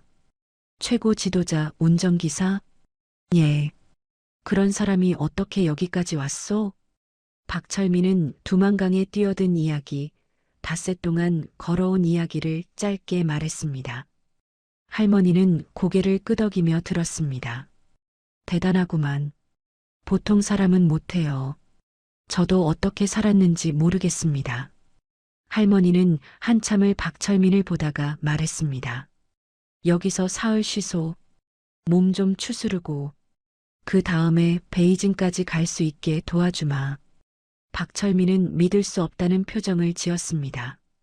왜 저를 도와주시는 겁니까? 할머니는 창밖을 봤습니다. 나도 옛날에 북에서 넘어온 사람이요. 6.25 때 가족 다 잃고 혼자 넘어왔지. 중국 사람 만나서 결혼하고 여기서 살았소. 남편도 죽고 혼자 사는데 당신 보니 옛날 내 모습 같더라고. 박철민은 고개를 숙였습니다. 은혜를 어떻게 갚아야 할지 모르겠습니다. 됐소. 그냥 가시소. 살아남으시소. 그게 나한테 갚는 거요. 사흘 후 할머니는 박철민을 트럭에 태웠습니다. 할머니의 조카가 운전하는 화물 트럭이었습니다. 화물칸에 박철민을 숨겼고 짐으로 덮었습니다. 베이징까지 이틀 걸릴 거요. 참으시오. 감사합니다, 할머니. 살아요. 꼭 살아남아요. 트럭이 출발했습니다. 화물칸은 어둡고 좁았지만 박철민은 견뎠습니다. 이틀간의 여정. 트럭은 밤낮으로 달렸고 박철민은 그 안에서 잠들고 깨기를 반복했습니다. 이틀 후 트럭이 멈췄습니다. 화물칸 문이 열렸습니다. 햇빛이 쏟아져 들어왔습니다. 조카가 말했습니다. 베이징이요. 저기 대사관 보이지요? 박철민은 트럭에서 내렸습니다. 눈앞에 큰 건물이 보였고 지붕 위에 태극기가 펄럭이고 있었습니다. 박철민의 다리에서 힘이 빠졌습니다. 그 자리에 주저앉았습니다. 드디어 도착했습니다. 조카가 박철민의 어깨를 두드렸습니다. 일어나세요. 저기 정문으로 들어가야죠. 박철민은 고개를 끄덕였습니다. 천천히 일어섰습니다. 대사관 정문까지 100m쯤 되었습니다. 박철민은 한 걸음씩 걸었습니다. 발이 무거웠습니다. 긴장 때문이었을까요? 아니면 안도 때문이었을까요? 50m, 30m, 정문 앞 경비원이 박철민을 봤습니다. 어디서 오셨습니까? 경비원이 한국어로 물었습니다. 박철민은 떨리는 목소리로 대답했습니다. 북한에서 왔습니다. 도와주십시오. 경비원의 표정이 변했습니다. 그는 무전기를 들었습니다. 탈북자 도착. 정문으로 지원 바랍니다. 몇 분 후 대사관 직원 2명이 나왔습니다. 한 명이 박철민에게 다가왔습니다. 어서 들어오세요. 이제 안전합니다. 안전합니다. 그 말을 듣는 순간 박철민의 눈에서 눈물이 쏟아졌습니다. 무릎이 꺾였습니다. 직원이 박철민을 부축했습니다. 괜찮으세요? 안으로 들어가시죠. 박철민은 대사관 정문을 통과했습니다.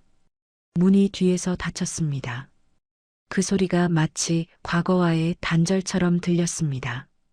북한, 평양, 차고, 최고 지도자, 보위부, 모든 것이 이제 문 저편에 남았습니다. 남한에 정착한 지 1년이 지났습니다. 박철민은 서울 외곽의 작은 원룸에 살았습니다. 방 한 칸, 화장실 하나. 창문으로 서울 야경이 보였습니다. 처음 이곳에 왔을 때 모든 게 낯설었습니다.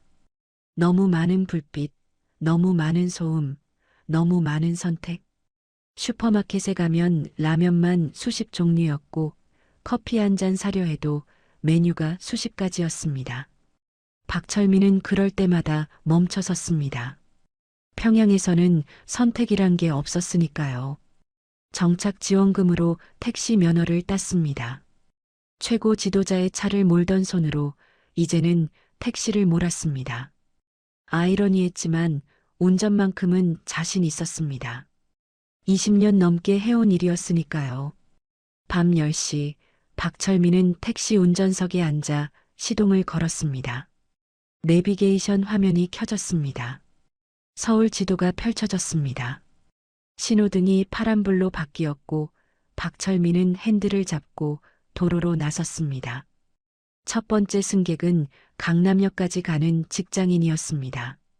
뒤에 앉아서 휴대전화를 보고 있었습니다. 아무 말 없이 내렸습니다. 두 번째 승객은 홍대까지 가는 대학생이었습니다. 친구와 통화하면서 웃고 있었습니다. 박철민은 그 웃음소리를 들으며 운전했습니다. 자유롭게 웃을 수 있다는 것. 북한에서는 당연하지 않은 일이었습니다. 밤 11시쯤 이태원에서 승객을 태웠습니다. 30대쯤 되어 보이는 여자였습니다. 뒷좌석에 앉으면서 물었습니다. 기사님 말투가 독특하신데 북한에서 오셨어요? 박철민은 백미러로 승객을 봤습니다. 호기심 어린 눈빛이었습니다. 아기는 없어 보였습니다. 네, 그렇습니다. 언제 오셨어요? 1년 전쯤요. 와, 대단하시다. 어떻게 오셨어요? 박철민은 잠시 망설였습니다. 얼마나 말해야 할까요? 전부 말하면 믿을까요? 그는 간단하게 대답했습니다. 걸어서 왔습니다. 승객은 놀란 표정을 지었습니다. 걸어서요? 정말요? 예. 힘드셨겠어요. 박철민은 대답하지 않았습니다. 힘들었다는 말로는 표현할 수 없었습니다. 승객도 더 묻지 않았습니다. 침묵이 차 안을 채웠습니다. 박철민은 운전에 집중했습니다. 목적지에 도착했습니다.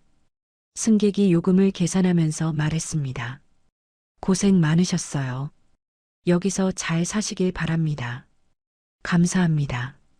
승객이 내리고 박철민은 혼자 차 안에 남았습니다. 백미러를 봤습니다. 거울 속에 비친 자신의 얼굴. 1년 전보다 주름이 더 깊어진 것 같았습니다. 머리도 더 희끗해졌습니다. 하지만 눈빛만큼은 살아있었습니다. 박철민은 주머니에서 낡은 사진 한 장을 꺼냈습니다. 두만강에서 건져온 그 사진이었습니다.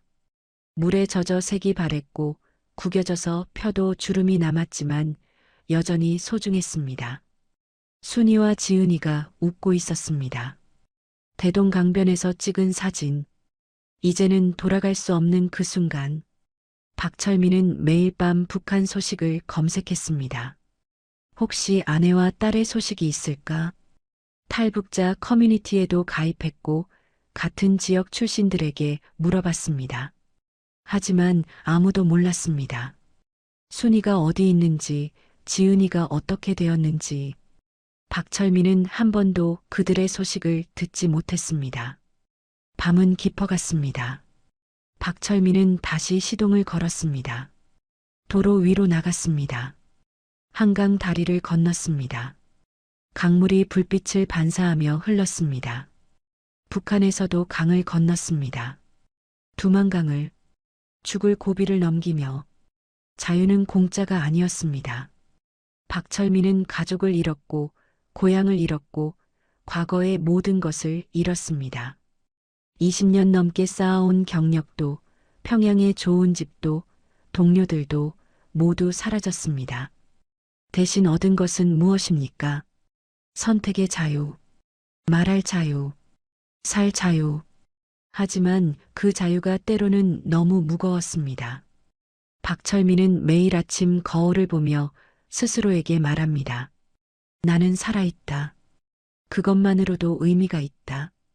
순이는 어디에 있을까요? 정치범 수용소일까요? 아니면 이미. 박철민은 생각을 멈췄습니다. 모르는 게 나을 때도 있었습니다. 대신 그는 믿기로 했습니다. 살아있다고. 언젠가 다시 만날 수 있다고. 비록 이 생에서는 아니더라도. 택시는 서울 거리를 달렸습니다. 밤 12시가 넘었지만 도로는 여전히 밝았습니다. 네온사인, 가로등, 빌딩 불빛. 북한에서는 볼 수 없던 풍경이었습니다. 평양의 밤은 어두웠습니다. 전기가 부족해서 대부분의 불이 꺼졌고 주체사상탑과 김일성 광장 주변만 밝았습니다. 하지만 서울은 달랐습니다. 밤이 낮처럼 밝았고 사람들은 자유롭게 돌아다녔습니다. 새벽 1시 마지막 승객을 내려주고 박철민은 집으로 향했습니다. 원룸 앞에 차를 세웠습니다. 시동을 껐습니다. 고요해졌습니다. 박철민은 핸들에 이마를 기댔습니다. 오늘도 버텼습니다. 내일도 버틸 것입니다. 그는 차에서 내려 원룸으로 들어갔습니다. 불을 켰습니다. 작은 방이었지만 이곳이 그의 집이었습니다. 아무도 새벽에 문을 두드리지 않았습니다. 보이부가 들이닥치지 않았습니다. 그것만으로도 감사했습니다. 창밖을 봤습니다. 서울의 불빛이 반짝였습니다. 저 어딘가에 같은 처지의 탈북자들이 살고 있었습니다. 가족을 잃고 고향을 잃고 하지만 살아남은 사람들. 박철민은 혼자가 아니었습니다. 그는 침대에 누웠습니다. 천장을 봤습니다. 평양 아파트 천장과는 달랐습니다. 하지만 같은 하늘 아래였습니다. 순이와 지은이도 같은 하늘을 보고 있을까요? 박철민은 눈을 감았습니다. 내일도 택시를 몰 것입니다. 승객을 태우고 서울 거리를 달릴 것입니다. 그리고 살아갈 것입니다. 자유인으로서 비록 모든 것을 잃었지만 그는 살아 있었습니다. 그리고 그것이 바로 희망이었습니다. 여기까지가 박철민의 이야기입니다. 충성과 배신, 가족과 생존, 자유와 대가. 한 사람의 인생이 일주일 만에 완전히 바뀌었습니다. 20년 넘게 최고 지도자를 섬기던 운전기사가 반역자가 되고 탈북자가 되고 결국 서울의 택시기사가 되었습니다. 우리는 때때로 자유를 당연하게 여깁니다. 아침에 일어나 원하는 곳에 갈 수 있고 하고 싶은 말을 할 수 있고 만나고 싶은 사람을 만날 수 있습니다. 하지만 세상 어딘가에는 그 자유를 위해 모든 것을 걸어야 하는 사람들이 있습니다. 박철민처럼 가족을 뒤에 남기고 얼어붙은 강물에 뛰어들어야 하는 사람들이요. 오늘 이야기가 여러분께 작은 울림이 되었기를 바랍니다. 지금 이 순간 누리고 있는 자유와 평화가 얼마나 소중한 것인지, 그리고 그것을 지키기 위해 우리가 무엇을 해야 하는지 생각해 보는 시간이 되었으면 좋겠습니다. 이 이야기가 도움이 되셨다면 구독과 좋아요 부탁드립니다. 여러분의 작은 관심이 더 좋은 이야기를 만드는 힘이 됩니다. 그리고 댓글로 여러분의 생각을 나눠주시면 감사하겠습니다. 오늘도 들어주셔서 고맙습니다. 다음 이야기에서 또 만나요.